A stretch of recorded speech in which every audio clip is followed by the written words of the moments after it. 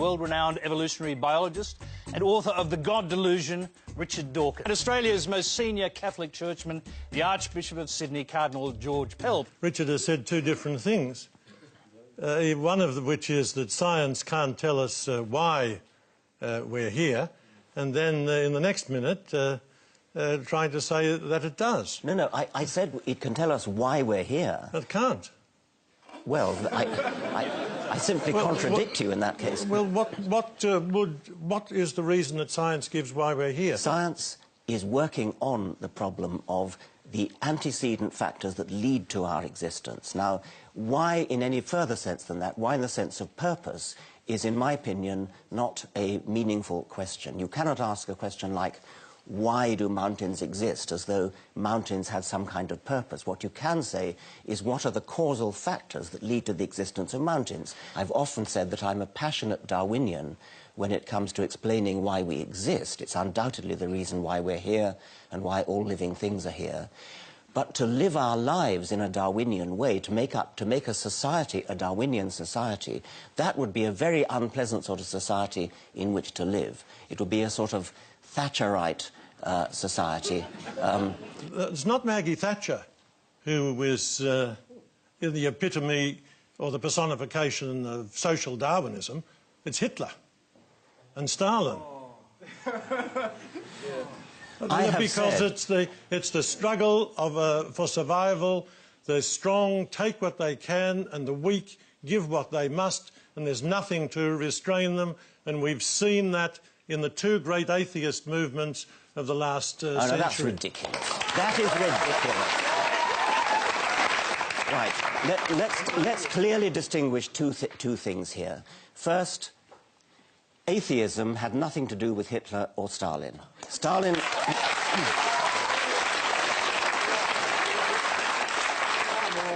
Stalin was an atheist, Hitler was not. It doesn't matter what they were with respect to atheism. They did their horrible things for entirely different reasons. Now, you are right when you say that aspects of what Hitler tried to do could be regarded as arising out of Darwinian natural selection. That's exactly why I said that I despise Darwinian natural selection as a motto for how we should live. I tried to say we should not live by Darwinian principles, but Darwinian principles explain how we got here and why we exist in the scientific sense. And so, for some extraordinary reason, God chose the Jews. They weren't intellectually the equal of either the Egyptians or the... Intellectually? Intellectually, morally... How can you know intellectually? Because you see the fruits of their civilization. Egypt was the great power for thousands of years before Christianity. Persia was a great power. Chaldea. The poor, the little Jewish people, they were originally shepherds. They were stuck, they're still stuck between these great powers. That's not a reflection of your intellectual capacity, is it, whether or not you're a shepherd? Well...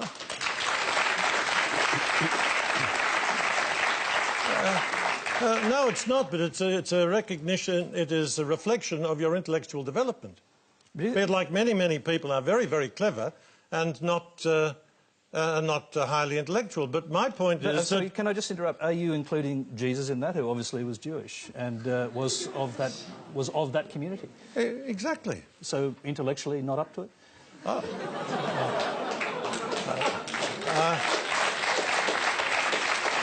Well, that's a nice try, Tony. The people, in terms of sophistication, the Psalms are remarkable. In terms of their buildings and that sort of thing, they don't compare with the great powers. But Jesus came not as a philosopher to the elite. He came to the poor and the battlers. And for some reason, he chose a very difficult, but actually they are now an intellectually elite, because over the centuries they've been pushed out of every other form of work. I mean, Jesus, I think, is the greatest, the Son of God, but leaving that aside, the greatest man that ever lived. So I've got a great admiration for the Jews, but we don't need to exaggerate their contribution in their early days. Do you accept that humans evolved from apes? Yeah, probably. From Neanderthals, yes. Whether... From Neanderthals? Probably. Why from Neanderthals? Well, who else would you suggest? Neanderthals were our cousins. We're not descended from them. And we're both descended from... Are these extant cousins?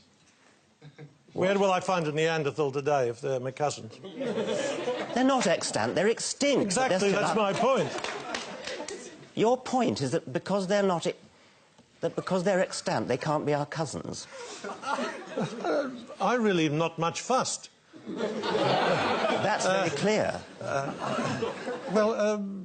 What Adam and Eve terms, what do they mean? Life and earth. It's like every man. That's a beautiful, sophisticated, a mythological account. It's not science, but it's there to tell us two or three things. First of all, that God created the world and the universe. Secondly, that the key to the whole of the universe, the really significant thing, are humans. And thirdly, it's a very sophisticated mythology to try to explain the evil and the suffering of the world. But it isn't a literal truth. You shouldn't see it in any way as being an historical or literal truth. It's certainly not a scientific truth, and it's a religious story told for religious Well, purposes. I'm curious to know if Adam and Eve never existed, where did original sin come from? But there never was a last Homo erectus who gave birth to the first Homo sapiens. Every creature ever born belonged to the same species as its parents. The process of evolution is so gradual that you can never say, aha, now suddenly we have the first human. At what point did the soul get injected? And what does the idea of original sin mean if Adam and Eve never existed? Well, I mean, God wasn't running around giving injections. And if there is no first person, we're not humans. Where did the soul come from then? The soul is a principle of life. But there are animal souls. All living things have some principle of life. An animal has a principle of life. A human has a soul, a principle of life, which is immensely more sophisticated. We even have a voice box, which is one of the great miracles, so that we can communicate our thoughts to one another rather than just grunting. You have to reason about the facts of science, ask whether you believe that the suggestion that random selection is sufficient, and also most evolutionary biologists today don't believe that. Don't believe what? They don't believe in so this crude fundamentalist version of random selection that you propose. I do not propose it, and I strongly deny that evolution is random selection. Good. Evolution is non-random selection. Oh, so there's a purpose to it, is there? No. Could you explain what non-random means? Yes, of course I could. It's my life's work.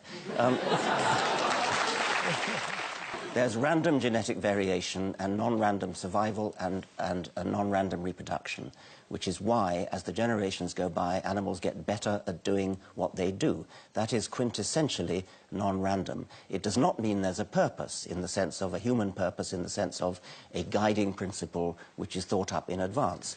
We Christians believe, with one section of the Jewish people, in the resurrection of the body. So, in some sense, we will be there as continuing persons. In some, with a new heaven and a new earth, with all the good things that we've done will be incorporated into the new heaven and new earth. I'm intrigued by the Cardinals saying that the Christians believe you're going to be resurrected in the body. I mean, that's an astonishing idea, and I don't believe you really mean that. And I think, just as I don't believe you really mean that the wafer turns into the body of Christ, you must mean body in some rather special sense. Mr. Dawkins, I don't say things I don't mean. Well, then what do you mean?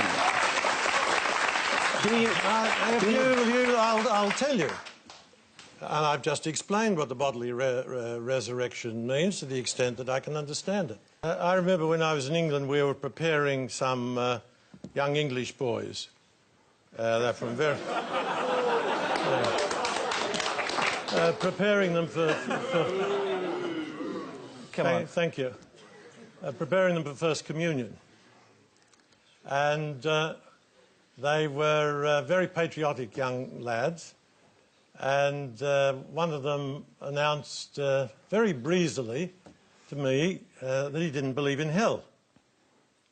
And I mean, certainly the idea of any child being sent to hell, I agree that that is grotesque, and that's not the Christian God. But anyhow, this kid, I said simply, Hitler.